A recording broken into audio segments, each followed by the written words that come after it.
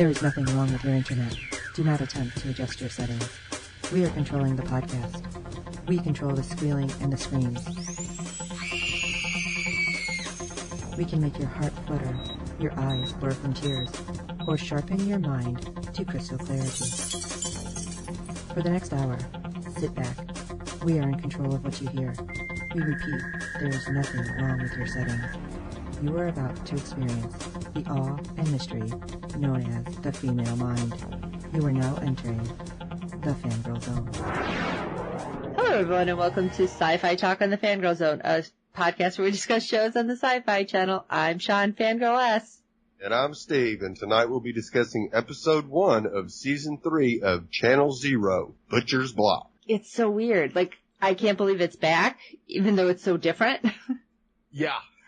It's one of those, It's only been, 4 months? Yeah, and it was great because this isn't a continuation of the rest. And I do want to talk about, I think we shared an article a while back talking about how people were saying that Channel Zero is like a ripoff of American Horror Story. Right. Which it's not in any way because they're like, well, it's different stories. Yeah, that's the point. This is different and this is not connected.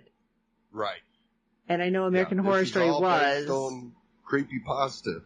Yes. And okay, basically, if you're a Dirk Gently fan, you know everything is connected. But in a different way, because yes, every urban legend has something that it comes from. So yes, the horror genre is all kind of connected anyway. But this was not like anything that I've seen so far. Right. And it's really weird because this talks about staircases in nowhereness, basically, in a forest. And there's some friends of mine who've actually seen staircases in the middle of a forest. So they're assuming that there was houses there before. Obviously, this is stemmed from reality at some little point here or there. Right. So it's really weird that this came out and they just happened to be out. I want to say it was down in Tennessee. So really kind of creepy that they happened to see it, hanging out on a hike. And then they announced this and they're like, there was really stairwells in the middle of nowhere. So let's jump into episode 1, which of course, this is the setup. So we get all the information, which we've had this every season so far. So I hope nobody's like, well, they're not doing a whole lot. Well, of course not. They got to set it up and tell you what's happening. Right. But episode 1, Insidious Onset. That just sounds creepy, right? Yes, very ominous. When a young woman named Alice moves to a new city, she learns about a series of disappearances that may be connected to a baffling rumor about mysterious staircases in the city's worst neighborhoods. And there was 2 girls, they were sisters, and I thought they were actually related. I had to look it up because they looked so alike. Yeah, they looked very similar, and you could tell that they looked like sisters. There was a couple of points in time where I kind of even thought they might have been twin sisters. I was thinking that too. Either they just had people who looked remarkably alike, or they just have different names and maybe they are related, but that would be really weird. But yeah, I thought they were twins at first as well. And so I think they did a good job at least putting the family together. Yeah, casting did an excellent job there. And we get Rutger Hauer, which if you're a sci-fi fan, you know him. Oh my gosh, Blade Runner. But he's been in, how many other things. I want to say thousands, it's not thousands, but you guys know he's been in a ton of other stuff. But just the fact that he's in this too, and I want to say this is the first season that we're actually getting a bigger name, which I think this is really good. And by the way, if you look at IMDb, we already have a 4th season in there. Ooh, nice. Yeah, so bonus. That's because these are awesome. All right, so let's talk about some urban legends, shall we? All right. Well, we see 2 people talking in a co-op, and the guy tells her a story about one of the local urban legends. And we cut to a couple that is working on some graffiti under a bridge, and as they're walking along, they discuss that each of their family had members that worked at Peach's Meat Company. Which is the big company that was for this town. Right. Which a lot of towns have, like that one thing that everything popped up around. Yes, they do. So the couple take a short cut through the park, which the guy who's telling the story says is dangerous, and this forest is in the middle of the city. Which is kind of weird. How did the park just kind of get reclaimed? Right. That we don't know yet. No. Now, the girl's name is Cara and the guy's name is Ben. Ben gets the hiccups as he is walking through the park, and Cara cures it with a kiss. Yeah, that was a little surprising for Ben, apparently. Yeah. It's kind of cute. Cara's partaking in some hallucinogenics, but Ben doesn't want any. Hallucinogenics. I'm sorry, just the way you said that. And they come to a clearing, and they see the stairway going up from nowhere up to a door. It's not a stairway to heaven. No. It's a very clean and new-looking stairwell, too. Yes. And right Very there, white. yes, White. right there I'd be like, no. I don't know what's happening, but I gotta go. Right. And of course, it's getting darker. It's probably around dusk, and they decide to get out of there, but Alice is just too curious about the staircase. She kept staring at it. Yeah. Almost like it's calling to her. Mm-hmm.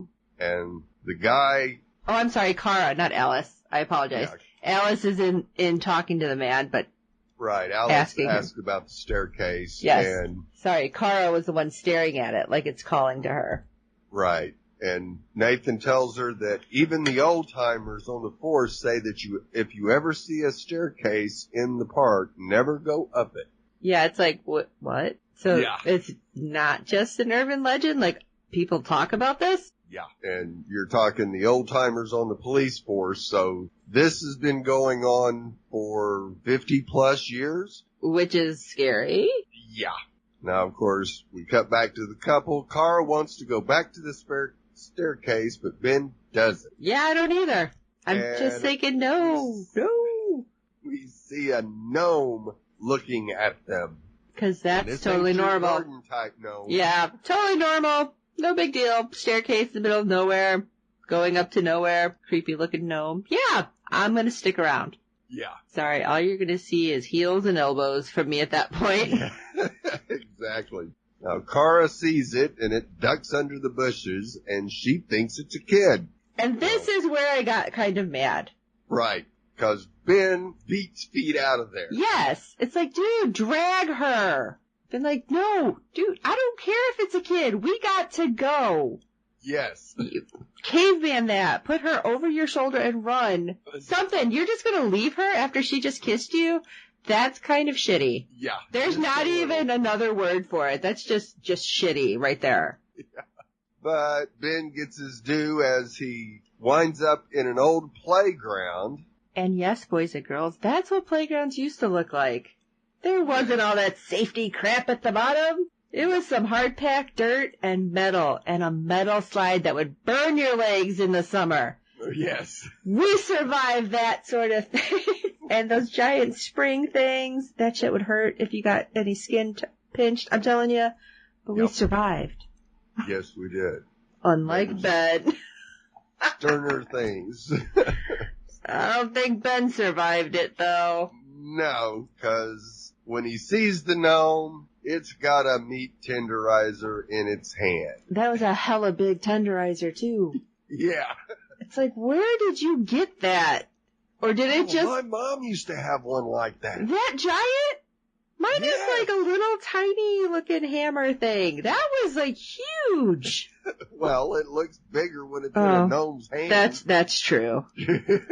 But I was like, holy crap, that thing's gonna like tenderize his head in like 2 pops. As Ben tries to go around it, the gnome's not having anything to do with it. He was quick. Yeah. He charges Ben falls backwards, and it's all over for him. Seriously, what is it with kids in gym shoes in these kind of movies that fall over? It's usually the girl. She could be wearing Right. Keds and just fall flat on her face every time. And then you got some girl in like, 4-inch heels that could beat feet out. But like this kid, why are you trying to run backwards? Although that gnome he was pretty spry, man. He was bouncing everywhere. Yeah. And who knows I think if he would have turned and run, it probably wouldn't have made a difference. Yeah, that's what I'm thinking. But seriously, this kid, and then who knows what happened to Kara, but I mean, this kid wasn't getting far. No. And of course, he screams as he's getting bludgeoned to death, and Kara hears him screaming, so she runs, and she makes it to the playground, but there is no sign of him anywhere. Now, of course, she didn't look down and look for the blood. But I would think there would have been a lot. Yeah. But at the same time, how did that gnome get him out of there that fast? Exactly. It's like, what? It's already, like, the creep factor is just, bumping up. Going bumping up. By the minute, yeah. So as Alice and Nathan leave the co-op, he asks Alice what brought her to Garrett, and she tells him that a professor suggested it, and she read an article about the worst little city you've never heard of, and figured, why not? Yeah, that sounds like someplace I want to go. Yeah, no. The worst little city? You've never heard of? No. Yeah, exactly. As soon as she said that, I'm like, seriously? I don't understand why that's the place to be. Maybe it's because of her profession, but still, no. Right. I'm gonna pass, thanks. Yeah, he asks where she's staying, and she tells him at a hip Airbnb. Well, if this is the worst little city you've never heard of, how the hell do they have a hip Airbnb in? I'm thinking regentrification. Yeah. But they're about to move into their own place. Now, of course, when she says we, he wants to know who we is. You little creeper. And she tells him it's her sister and her. In a transitional phase. What does that mean? Did she break up with somebody? But apparently no. That could mean a whole lot of different things, but that immediately raises a red flag on Zoe's mental state of mind. Yeah, I was thinking it was like in between a relationship, like a bad relationship or something, but the next scene, no, that's a totally different thing, apparently. Yeah, as she bolts up from a dead sleep, probably due to a nightmare, and then we get this real quick shot of chopping vegetables, chopping pills, snorting pills, and then driving. Right. It's like, what? What is this combo? Oh, so, man. Yeah, Zoe's definitely got some issues, and we'll find out more, I guess. Well, we hope. Yeah. So as they are in the car heading to their new place, Alice tells Zoe not to be weird when she meets this lady as they pull up to the house. Yeah, and then the lady they meet is weird. Oh, there's no doubt about it. Zoe asked that lady, that she would be home, and Alice asked Zoe to pop the trunk as Diane walks up, welcoming them to the neighborhood. And then her ominous, but don't go over there, because that's not safe. It's like, yeah. What? Yeah. Welcome to Butcher's Block, and it's a safe neighborhood, but not by the park. Tells them they will cut you up like a pizza and eat you by the slice. Yeah, and at this point I'm going, oh shit, this woman is the landlady? Yeah. Yeah, and then just randomly, do you have any scissors? It's like, what? Yeah. What for? Oh, I need to remove my bandages. And they're just like latex gloves. Right. I'm like, oh my god. And she did happen to mention that she had found this place on Craigslist. I'm like, oh god, you guys are in a world of hurt right now because you got some nut job that's going to be your landlady. But, whew, a bit of a reprieve because the real landlady comes out of the house. Right. She's like, Diane, didn't I tell you not to hang around here? It's like, oh, okay. Little bit of a breather there because I thought this crazy lady was really going to be the landlady. Right. And it's like, all right, right there. I'd been like, nope, I gotta go. Sorry. Of course, Alice asks if she is the landlady, and of course she says yes, and Luis welcomes them and tells Diane to get lost, and she tells them that 99% of the time Diane is harmless. Just don't give her any scissors. I don't want to see that 1%. Right. But especially saying, don't give her any scissors. It's like, what? Oh my god, what kind of weirdos you got around here? And who's just randomly giving people scissors? I mean, are you walking around with them? Oh yeah, here, have some. What? What? Right. What kind of neighborhood do you live in? It's not a good one, that's for sure. Obviously. Now, of course, once they go inside, it gets even a little stranger. That is true. Alice mentions that she Googled Louise and found out she used to be a reporter. Okay, Louise has been a reporter once. And that doesn't seem too strange. I mean, if you're going to be living with somebody, I can understand You wanna Googling know them. Yeah. What they are and such. But just to blurt that out, it's like, wow. Normally you don't tell people, yeah, I totally Googled you, you weirdo.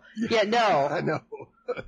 And I read about all the weird shit that you've done. I mean, that's what it seemed like to me. It's like, wow, you need a filter between your brain and your mouth. Right. Speed bump, please. And of course, Zoe starts petting a stuffed animal and not the stuffed animal type. All the taxidermy. What was with that? Because that was not explained.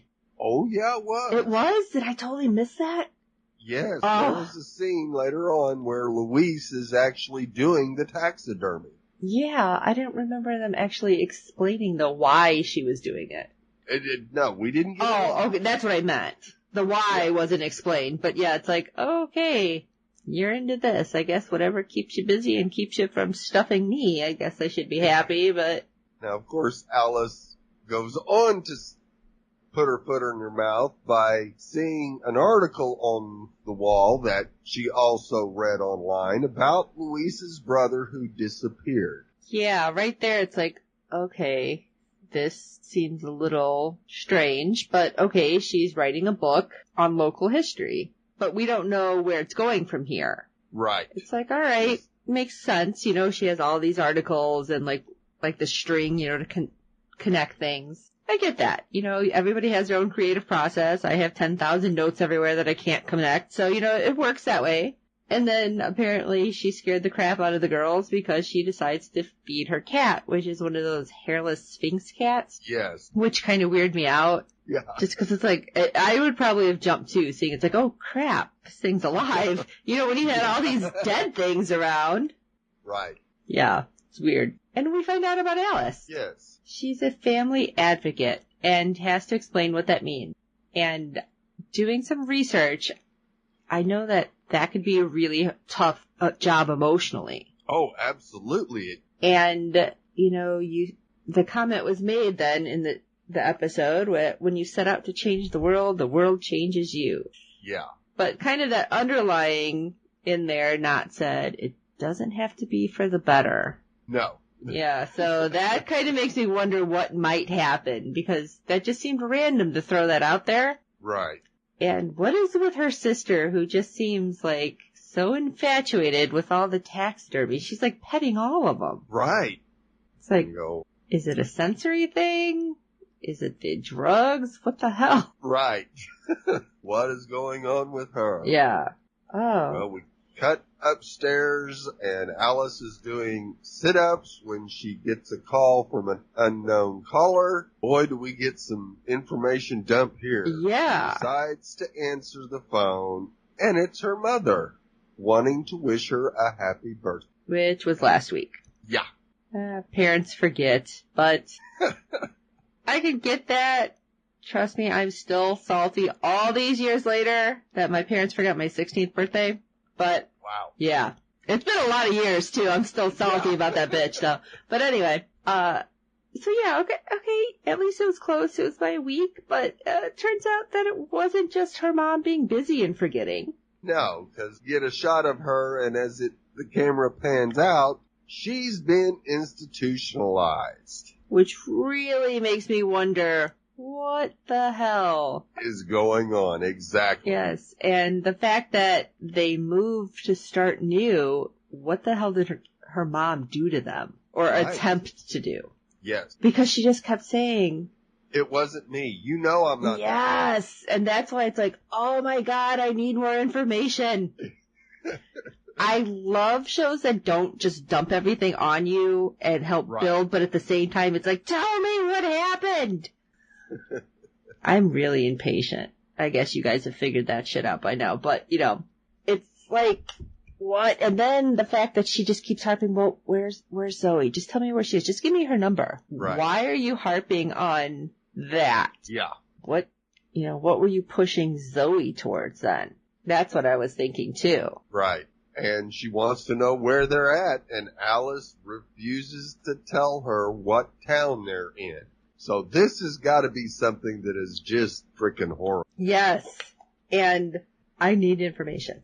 I hope in the next, because we've had this in the last couple where they throw a little bit out there, but we don't get everything.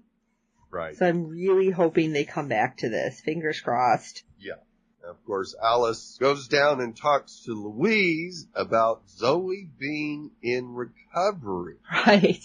And she's like, so if you can just not drink in front of her or offer her any, or drugs or whatever. Yeah, because she does, hello, this woman doing taxidermy there. And she was kind of funny because she's like, listen, I'm not your mom. I'm not the cool aunt. I'm just a landlady. You give me a check, I'm cool. Right. I really don't care about your issues. I don't have kids. Didn't want them. That was on purpose. Yes.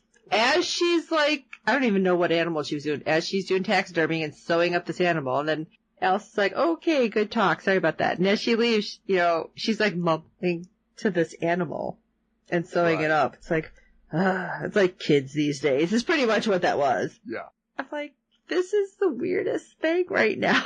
Right. So we have Alice basically trying to be a mother to her sister. Yes. Who has some kind of issues that we don't yet know.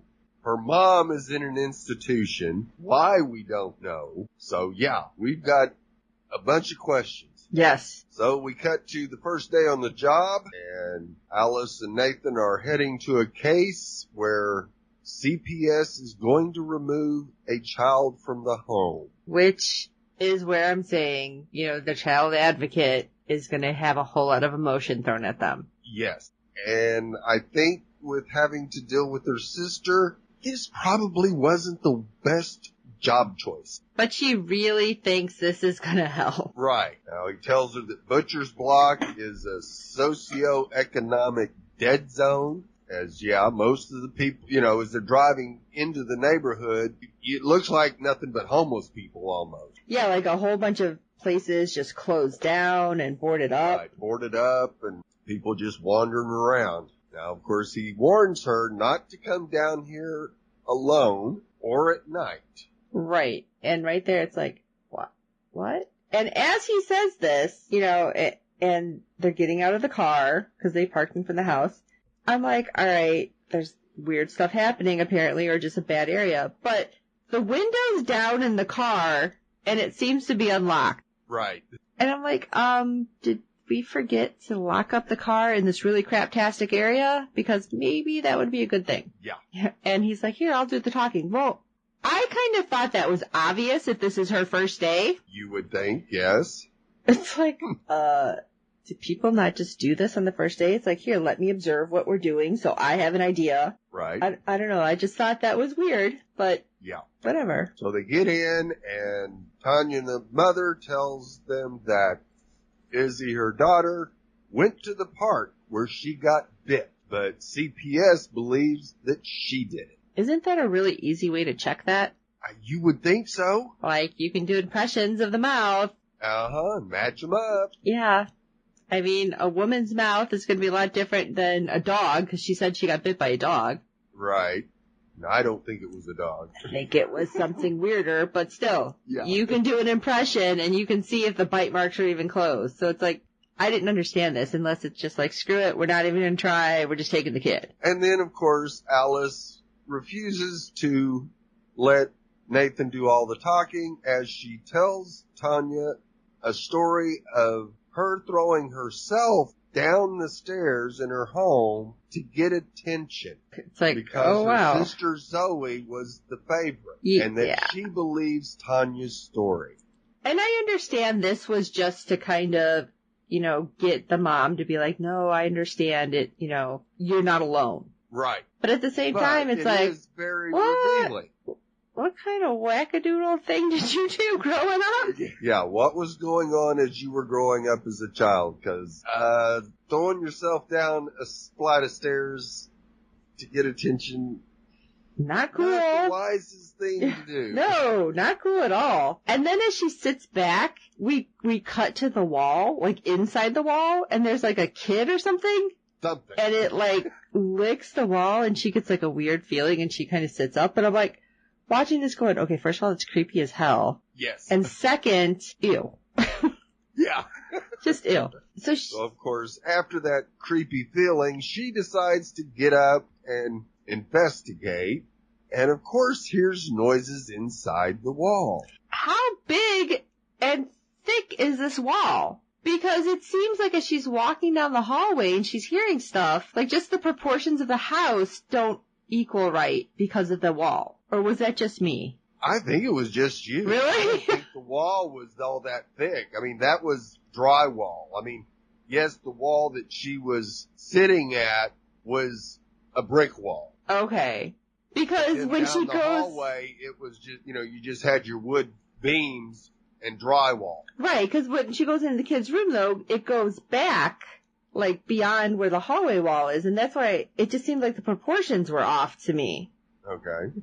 I'm like, what are we, like, hiding a whole thing in the wall? I obviously, there's a weird thing in the wall, but it just seemed like proportions were off, and it's like, that would have made me feel weird anyway. And then, of course, the giant hole in the wall that nobody bothered to try to cover up or, I don't know, put plastic over. And, as she's talking to Izzy in the room, Izzy's giving her this information, and she just kind of keeps looking at this hole like, what the hell's going on with this wall? Right. And Izzy's like, oh, I go hide in the park sometimes by the lady tree when I get scared. And I'm like, oh no, the mother tree. Sorry.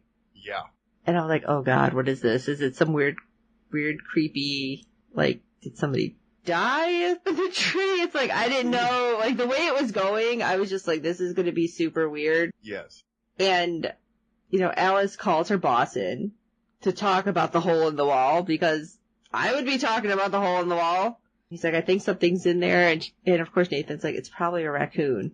Which, right. Again, if it's possibly a raccoon, maybe that's how she got bit. Right. And it could be disease. Yes, but as they're looking at the hole, all of a sudden the door, like, slams shut and locks from the outside. Yeah. And then we hear screaming. Now, my question is, because I swear later in the episode they said it was the mom, Tanya, screaming, not Izzy. Right. Yes. Okay, so we never heard anything from Izzy. Izzy just kind of disappeared into the ether. Right. As far as we know. I mean, they had to break the door down. Right. So that's a hell of a lock on this house that looks like it's falling apart. Right. We don't see the kid. All we see is Tanya's lit cigarette on the couch. Right. And next thing you know, there's a knock on the door, the locked front door apparently, and it's the cops. And it was just weird because, they're trying to explain what happened, and the cops are just like, this happens. Sometimes the parents will grab the kid and ghost out when they know CPS is coming. Yeah. And Alice just seemed really pissed. She's like, you're not even listening to us. No. What? Where's this serve and protect? Right. And he's like, and they go, not in this neighborhood, honey. Yes. And especially when the one cop's like, yeah, we gotta go feed his dog. We gotta go. It's like, wow, you really give no cares here. Like, that's a big fat goose egg. Right. I was a little pissed about this. Oh, absolutely. Because, alright, whatever, you're trying to show that it's a crappy neighborhood and people kind of disappear and nobody cares.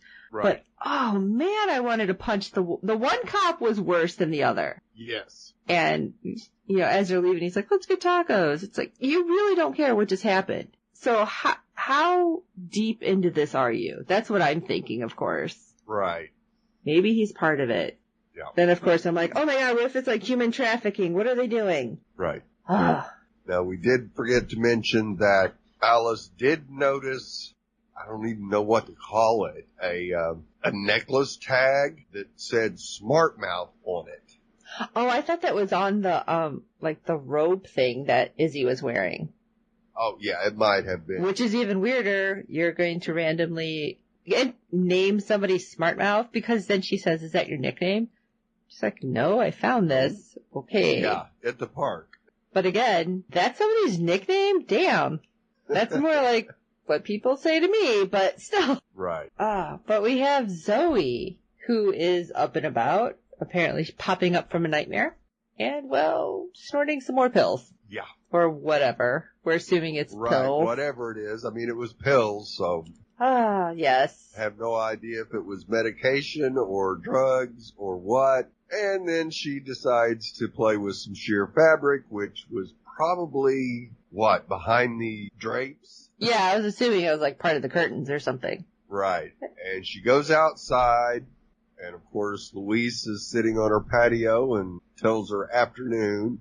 And then she walks up to the patio and asks Louise if she can smoke. She sees a joint in the ashtray, lights it up for Louise, and asks if she can have some. Yeah, and Louise, being the wonderful landlady that she is, respecting Alice, said, I didn't think your sister wanted you to do this. Does she know? Thought you were clean. Yeah. She's like, I just don't want to stress her out. It's like, alright, here. Okay. Yeah. Thanks a lot, landlady. And then Zoe decides to give a little bit more information to a total stranger, telling Louise that it started when she turned 26, and it slowly started making its way to the surface. It's called insidious onset. It's the beginning of the end of you. Yeah, because that doesn't sound creepy and scary. Yeah. Is this a thing, though? That is a good question. It is. There's a medical definition. I'm going to Google it. Developing so gradually as to be well established before becoming apparent. Well, that doesn't help me at all. No. Treacherous, stealthy, denoting a disease that progresses gradually with inapparent symptoms. So, it's something. We just don't know what it is exactly. Or what it is that's coming to the surface. And we do get weird little flashes here and there. But right. I have no idea what it is. I don't know. It looked like food moving or like something growing. It's like, I didn't understand it. And again, I think it's because it's just so fast. If it's supposed to be whatever is in her brain or whatever. Right. Yeah. It's any disease that comes on slowly and does not have obvious symptoms at first. The person is not aware of it developing. So yes, it could be absolutely anything. Anything, right. Mental health, physical, and just any kind of disease. Yes, so that doesn't help me, but it's a thing. So maybe whatever we're seeing is whatever weirdness is, like, growing. Right. So that night, Alice and Zoe are sitting outside. Alice is deep in thought, and Zoe asks her, where is she? And Alice tells her she can't stop thinking about what happened, and only the mother screamed. Yes, because that would be weird. Why did the kid not scream? Exactly. So they decide to jump in the car and head to the case house, as Alice thinks that Izzy might be still there hiding. Yes, because she did say when she gets scared, she hides. So maybe she is hiding out somewhere, because we don't know what happened. Right. But before they can get in the house, Diane shows up. Yes. And apparently she managed to get some scissors. She's like, I got my bandages off. And her hands are just cut to hell. It's like, oh my God, what is with this lady? Right. But then she starts looking at the girls, really super creepy. She's like, they've restrained you. I can cut you free. And she kind of like lunges at them. Right. And gets that pair of scissors right next to Alice's eye. Yes. I wasn't sure if he was going after Alice or Zoe. Zoe, yeah, it might have been Zoe's eye. Well, I just because of the restraining thing, I'm like, okay, is it because Zoe's taking meds? And that's what she's seeing? But still, it was creepy, and they managed to like knock her down and run into the house because why not go into a strange house instead of into your car and back home? Right. They managed to knock Diane down and get into the house. Zoe washes the blood off her hands and begins to hear voices and has a vision of her mother. Yeah, very weird vision, by the way. Yeah, just slightly. I mean, her mom's like, on a bed and appears to be naked, and she just kind of turns and looks at her all creepy. It's like, what the hell is happening on the other side? I kind of don't want to know, but I do. Yeah. I have a feeling that is probably a vision of the night her mother killed her father. Oh my God.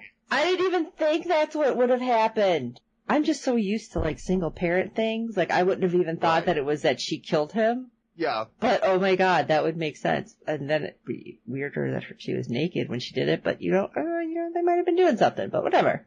Yeah. That's kind of what at least that's the way I took it. Now, yeah, it could have been just some Joe, but. I didn't see another person. I wasn't even thinking that. So, but still, yeah. That would have been really good. Saw her back. That kind of just made me think that, yes, she was in the middle of having adult time with somebody. That's the climax I don't want to ever see. No. Alice looks for her but can't find her and yells at Zoe that she has to check something outside. Because obviously this is when we're like, screw it! I'm just throwing everything out the window. Right. So we see Zoe having a cigarette and looking out the window when she sees a gnome across the street. But it's small. It could be a kid. It could be. And of course she yells for Alice, and because Alice is gone, she doesn't hear her. Yeah. So Zoe goes outside and the gnome is gone. And she's thinking it's Izzy though. Right. She sees something near a tree and calls for Izzy, but it's the gnome and it runs off. Yeah. So we have Zoe chasing the gnome thinking it's Izzy. Right. Then you have Alice, who ended up going into the park where she was told not to go. Yes. Looking for Izzy, looking for her hiding by the tree, which she ends up finding, like, this mother tree, which had this, like, pretty face painted up on it, which made... Or carved out of it, I'm not sure which. Which I was like, what's up with the tree? It's creeping me out. Yeah, that's a pretty creepy tree. But then down at the base of the tree, there's, like, almost like a little fort, like a box that has all this stuff inside. There's crayons and marbles and, oh, is that an axe? Yeah. That was a meat tenderizer. Was there? I thought there was an axe too, but I'm like, what? Yeah, there might have been an axe too, but there definitely was a meat tenderizer. I'm just like, what the hell is going on? This is not like any fort I've ever had as a kid. No, but unfortunately there is no Izzy. No. Cut to the chase. Yeah, the opening of the park, and we see the gnome just flying through it. Yeah, and Zoe's still running. Yeah. She can't catch up to this, kid is what she's thinking. How slow are you? Okay, granted, I am not in shape, so I could not keep up. But man, she looks like she's in way better shape than me. Maybe it's the drugs. Oh, absolutely. Maybe it's the drugs. Yeah, it could be. It's like, I can't keep up with this kid / gnome / I don't know what this is. And so while Alice is standing there looking forlorn about not finding Izzy, a man comes up to Alice and asks her if she is lost. Yeah, you better reach in for that axe. Yeah. Of course, she asks who he is, and he tells her his name is Joseph. Yeah, oh, that explains everything. Yeah, that tells me a whole lot, buddy. He tells her that his family used to own the park, and he likes to hear the birds just before sunrise. Yeah. Yeah. I'm not buying that. Creepy. Yeah. He has traveled the world, but always ends up back home. It's like he's in two worlds at once.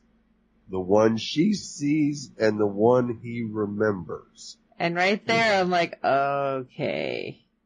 It's time to exit stage left, Alice immediately. Right, and I'm like, does this, is he trying to tell us something? Right, yes. Absolutely, he's telling us something. Yes. Especially when he's like, oh yeah, my house used to be where the playground is. What? Where we see the staircase. Yes. And she's like, oh, well, do you live close by? And he's just like, oh, I'm just gonna walk away now. Yeah. All right. Yeah, I live close. Thanks. Turns and walks away. All right. I'm thoroughly creeped out. Thanks. And it just gets worse. Yeah. Zoe finally catches up with the gnome, who's standing at the base of the staircase. This very well lit staircase. Yeah, she has a brief vision of just a blob that looks like it's breathing. Yes, again. I'm like, what is this? Yeah, then notices that the gnome is eating something. Very loudly. Yeah, so she moves closer and reaches out to touch it. And it turns around and looks like a little mini sloth. Yes, absolutely what I thought. I'm like, okay, sloth's origins from Goonies. But yeah, this child is like all bloody. I don't know what it was eating though. I didn't focus on that really well. An animal of some sort. I kind of didn't want to focus on it that well. Yeah. And again, and there down goes Zoe. Damn it! Again with somebody falling in gym shoes. Yep. And she tries to scoot away on her butt instead of getting up and running. Right? But of course she couldn't catch up with them anyway, so. And suddenly, there's that meat tenderizer again. Yeah. And he starts moving towards her, and then out of nowhere we hear music. Yeah, especially when this thing stops and like turns towards the stairs, and look, there's some weird thing on the stairs. Yeah. I'm like, this is something out of Hellraiser right now. It's like a Cenobite, and no clue what it was, but it was pretty awful looking. That's for damn sure. Yes. And then the little child gnome just like, all right, I'm going up the stairs, so I'll go in the door. And the thing just walked away. And Zoe's watching this. How did she not get up and just be like, I got to go. I got to stop these drugs. I got to stop this shit now because. Yeah. But of course, the way the child acted, that was its mother. It seemed really ticked, though, that whatever it was stopped it from hurting Zoe. Yeah, he was not a happy camper, but he knew he better get up those stairs and inside. Mm-hmm. And she, whatever it was, followed him in through the doorway. Yeah, it was weird. Yeah. So, of course, we cut to the next morning as Alice is sitting on the porch at the Case house when Zoe shows up. Yeah, they hug and Alice is like, what happened? Yeah, you just wandered the hell off. But then again, Alice, so did you. Yeah, they're both guilty. Yeah, but Zoe was freaked out. Yes, they got back to the place and Zoe is just throwing her things in a suitcase as fast as she can and tells Alice she's afraid that she will become just like her. Yes, because she says, what was it? It was you're the same age as I was. Right. And it's like, oh. Yeah, she's 26 now, apparently. It's like, okay. And, of course they're fighting because, no, I don't do the things you do. It's not environmental. It's not just this. It's, a whole culmination of things. And Zoe's like, you know what? Peace. I'm taking the bus. You can stay. I'm out of here. So, of course, what does Alice do? She goes down to apologize to Louise if they were too loud. And this is where we see Louise sewing up the cat. Oh, I thought it was earlier. Sorry. Yeah. And, of course, tells her that Zoe will be back. Yeah. And, of course, Louise comes back with her.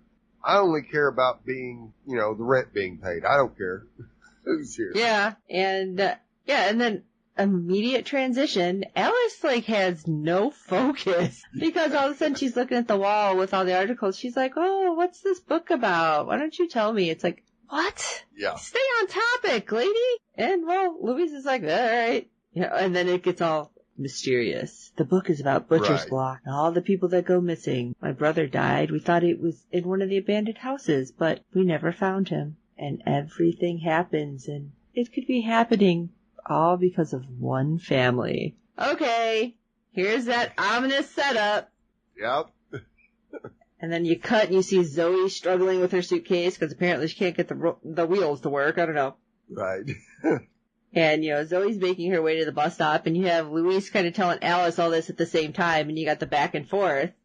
So Zoe makes it to the bus stop, sits there, just pissed off, and throws her purse down. Now, as a woman, and I'm sure you even know this as a man, if you're in a crappy neighborhood, you're not just throwing your purse down on the bus stops. No. No. Hold on to that. I was mad about that, too. Yeah. But anyway, we go back to Louise talking about the Peaches, who are the family that, ran Peaches Meats, and basically everything sprung up around them, and how they basically disappeared, but she thinks some of them are still around. Maybe that's what happened. That's when the disappearances started, and... Right. And because the only people that were going missing were ones that wouldn't be missed. Which was interesting. Yes. And then I'm thinking, ew, Peaches meets. Ew. Yeah. Yeah. And, of course, she's like, I think it could have started with the founder.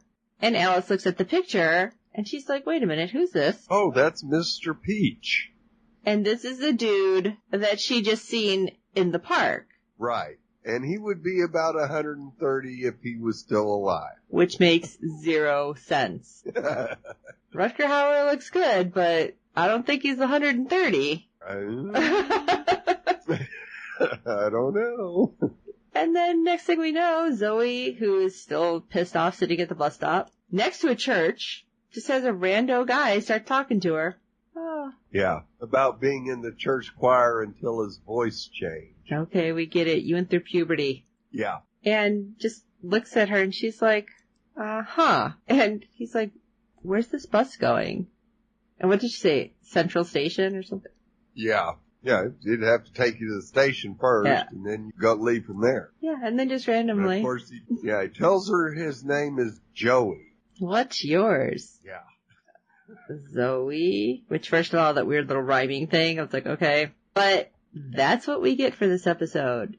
And I was just like, this is so weird, and all this weirdness just has me wanting more. Yeah. Right away.